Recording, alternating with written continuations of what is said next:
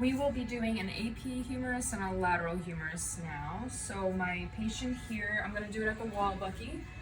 She is going to stand with her back straight against the wall bucky. You want to make sure your tube and your bucky are aligned, 40-inch SID, and aligned to the wall bucky. And we'll be doing her left humerus. So for humerus, you want to get shoulder joint to elbow joint. So I am going to position my tube first so that I know I can get the shoulder. I'm going to move my bucky up to line it up, and then you shouldn't move the tube or the bucky anymore, you're going to move your patient.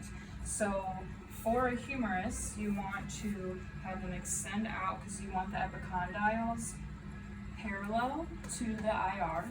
And so we're going to have her also take a step that way, yep, because you want to center mid-humerus. And what's most likely going to happen, you can turn your tube so that the line is the same as the humerus, and then you're going to collimate so that you get elbow and shoulder. Collimate a little more. You want to also make sure they don't have any metal around here so that it doesn't show up behind the shoulder. But after it looks like this and you can collimate, you're going to put your marker on the lateral aspect. It's the left. And I know that this is kind of throwing off, but if you move it back here, it's lined up to your cassette. So it should show up on your cassette with the humerus, the whole humerus there. So this is going to be what it looks like. Epicondyles are parallel, shoulder joint to elbow joint. Your technique is going to be 70 kVp at about 6.3 mass. And then you're going to remember to shield. And then you'll take your exposure. So next, we'll do the lateral. So go ahead, relax your arm. And I'm going to just reposition everything just so it's straight, because you want to move the tube like how I had it at the very end. So now we're just going to start all over to do the lateral. So there's two ways that you can do it because it depends on your patient. So you're going to have them turn like you do a internal shoulder. You're going to have them put their palm, the dorsal aspect, on their hip so that their epicondyles are perpendicular to the IR now. And so, here, and I'll open it up so you guys can see it. So now, when they're perpendicular to the IR, you still have your shoulder joint, elbow joint.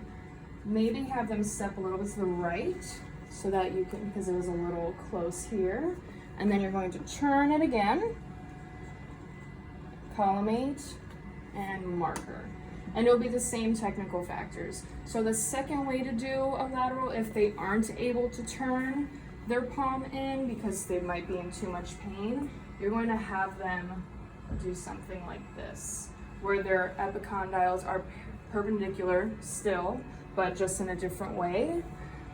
So then she can come closer to me because the shoulder was getting cut off a little bit. So here, and then I'm going to also turn this, maybe even raise it up because I want to make sure my tube is there, right there. And then you want to straighten this out so that you can move your bucky, because if you move your tube, you got to move your bucky. And then now I can turn it, collimate, marker, elbow, shoulder, shield, and same technical factors, 70 kVp at 6.3 mass. And that is what your lateral humerus will look like.